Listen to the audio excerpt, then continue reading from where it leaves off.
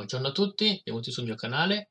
Io sono Paolo. Oggi reagiamo a una canzone cantata da Dimas Senopati.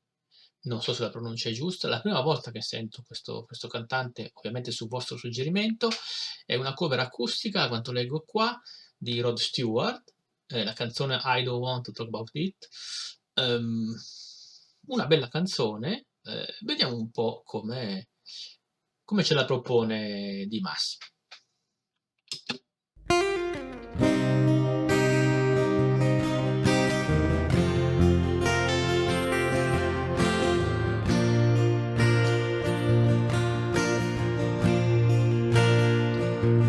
I can tell by your eyes that you've probably been crying forever.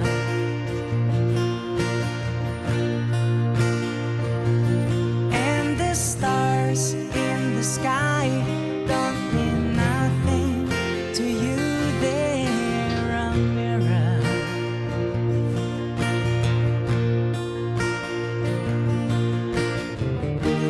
I don't wanna talk about it, how you broke my heart. Scusate un attimo, ma ha fatto un ringhio bellissimo. Stavo per dire una voce chiara e pulita, senza distorsione, cosa che infatti è, almeno dall'inizio fino a qui, e poi ci ha aggiunto questo ringhio che molto bello, tra l'altro molto ben fatto, molto grintoso, ma in contrasto totale con la voce molto pulita che ha avuto fino a quel momento lì. Quindi ottimo gioco di contrasti, veramente una bella voce con un bel tono. E sentite come è chiara anche la pronuncia, no?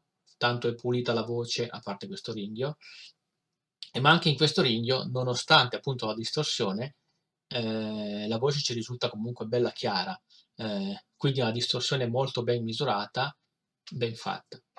Andiamo avanti. If I stay here just a little bit longer, if I stay here, won't you listen to my heart? Oh, my heart.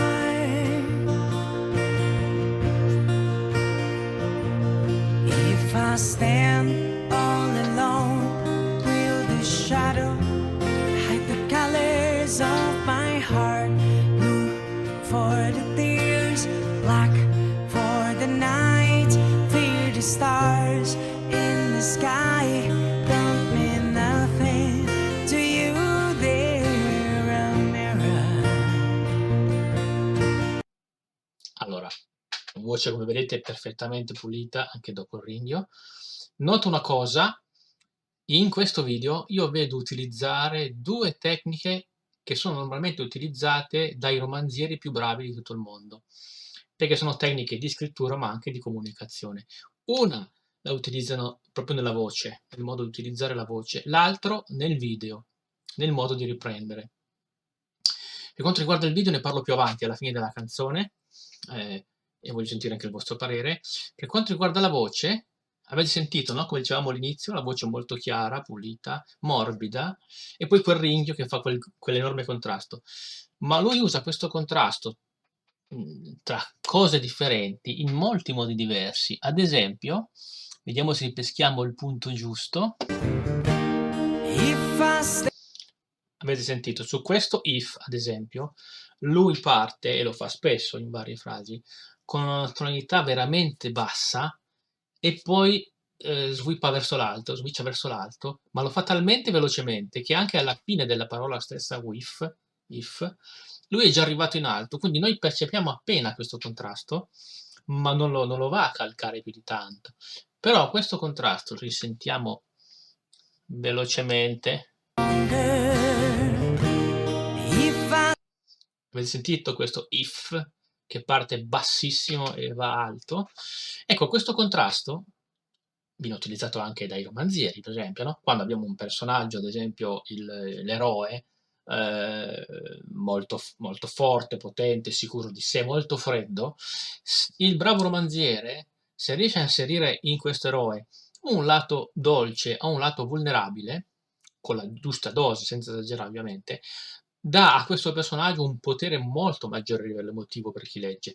Stessa cosa qui, questo contrasto, per quanto quasi impercettibile, colora molto di più le note che lui sta facendo. Questo è bravissimo in questo. Un effetto simile, perché a noi dà emozione questa cosa, lo possiamo vedere per esempio nelle canzoni improvvisate da Diana Ankudinova e Sasha Kapustina. Ho fatto alcune reazioni a quelle, per esempio la canzone The Crow, vi metto qui il link o in descrizione, così potete andare a vedere come lì, quelle due voci, quella di Diana molto profonda e riverberante, potente, quella di Sasha invece molto alta e sottile, come pur essendo loro diciamo in una esibizione in cui improvvisano senza tanta preparazione, l'effetto per noi è emotivamente molto interessante, molto bello, proprio perché c'è questo contrasto. Andiamo avanti, scusate le tante parole. I don't wanna talk about it, how you broke my heart. If I stay here just a little bit longer, if I stay here, won't you listen to my heart? Oh, my heart. Sentite come questa melodia si dice, diciamo, possiamo definirla molto spaziosa, cioè è abbastanza lenta e c'è molto spazio tra le note della melodia. Questo è di solito è una cosa positiva secondo i cantanti e i musicisti bravi, perché dà loro lo spazio, sia come cantanti che come musicisti, di fare delle variazioni sulla melodia, inserire delle note in più, rallentare o accelerare il tempo a seconda del loro gusto per dare un sapore in più alla melodia stessa, che magari diciamo di base ha un suo sapore differente. Lui è molto bravo a fare questo, i musicisti sono bravi anche loro. Andiamo avanti.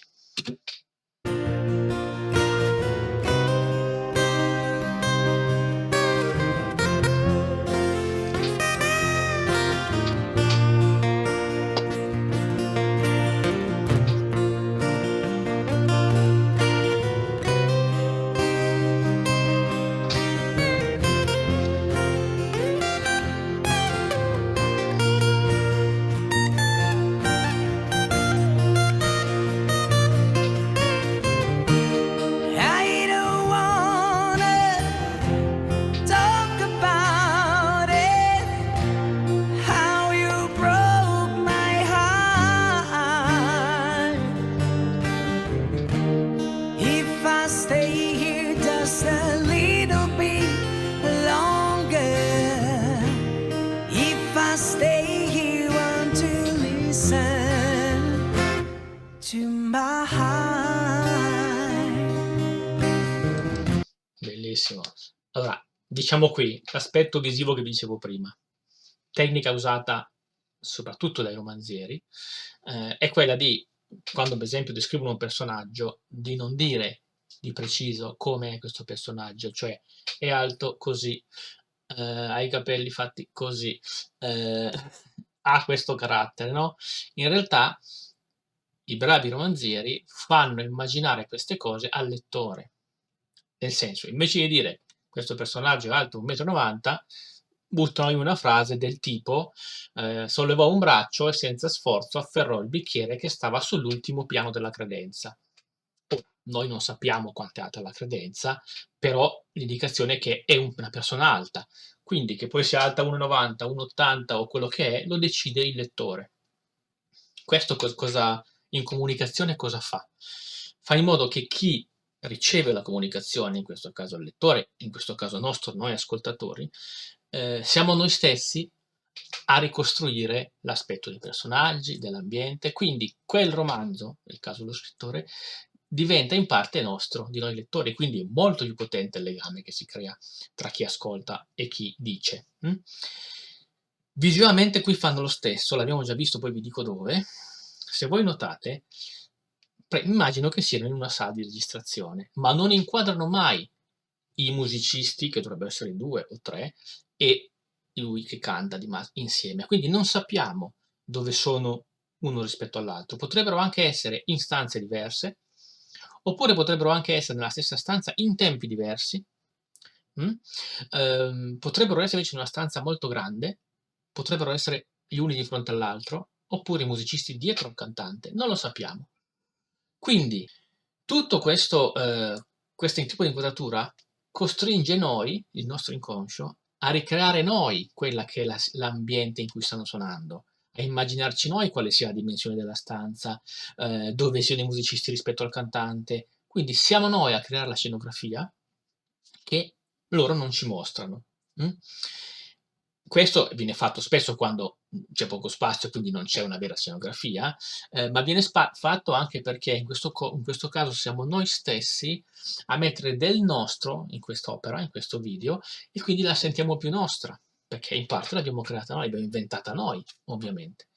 Abbiamo visto questa stessa tecnica, derivata dalla comunicazione in generale, quindi anche da chi scrive romanzi, in un'altra interpretazione di Angelina Jordan. Vi lascio qui il link della canzone, della cover di Back to Black di Amy Winehouse, dove Angelina Jordan suona in questa sorta di palco che noi non vediamo mai se non in un'inquadratura, e quindi usano la stessa tecnica per fare in modo che siamo noi a immaginarci come sia il palco, come siano disposti i musicisti. Se volete andare a approfondire, andate a vederlo, perché è interessante. Continuiamo comunque con questa cosa. Oh, my heart,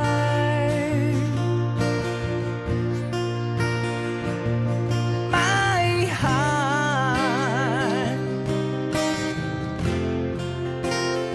Oh,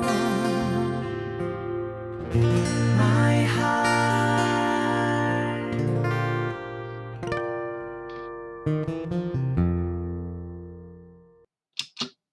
Molto bello. Bello che abbiamo fatto anche questo finale con questa voce, diciamo di seconda voce, che ha concluso la canzone così. Ovviamente tutto quello che abbiamo detto, sia sul discorso della voce che usa la tonalità basse e alte in modo così efficace, sia sul discorso della scenografia e quindi delle inquadrature, voglio anche la vostra opinione. Ovviamente loro, per aggiungere, diciamo, più, possiamo dire, etericità alla situazione, cioè per renderla ancora meno o meno reale, quando inquadrano ad esempio le chitarre, spesso l'inquadratura ondeggia come se le chitarre fossero sospese nel vuoto, sempre per darci quest'idea che non c'è un palco fisico, una situazione fisica reale, ma siamo noi a dovercela creare. Ditemi anche voi cosa ne pensate, ovviamente, nei commenti. Lui è veramente bravissimo, con la voce fa delle cose eccezionali, sia per la pulizia della sua voce, sia per il ringhio che ci mette. Veramente molto bravo nell'interpretazione. Ascolterò altre canzoni sue, anzi, a questo proposito consigliatemene altre, consigliatemi anche altre cose di altri artisti, ovviamente, se volete. Iscrivetevi al canale se non siete ancora iscritti, condividete se potete, e mi raccomando, noi ci vediamo in un prossimo video.